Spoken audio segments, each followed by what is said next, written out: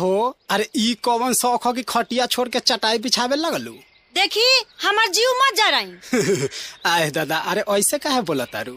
हम ठीक बोला तनी। रउआ घर के लोग के कितना हो पैसा हो जाए लेकिन रहे के लूर ना आई।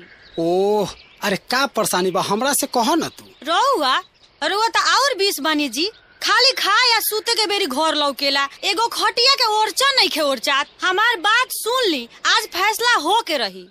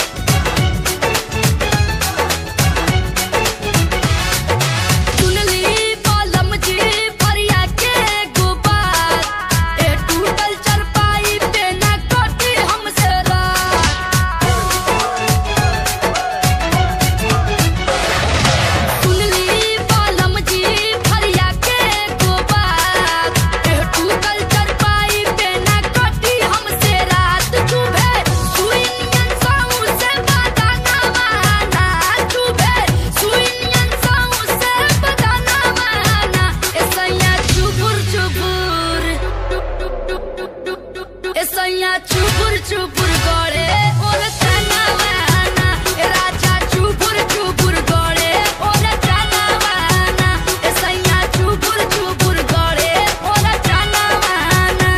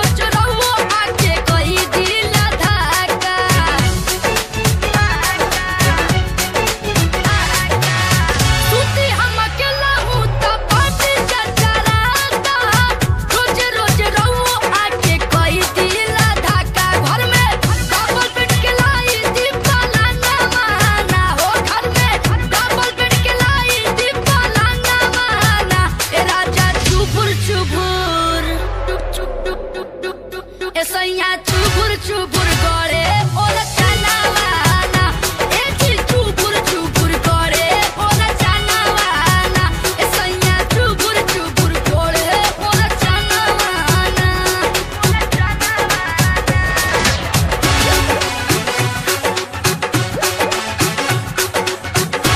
चनावाना।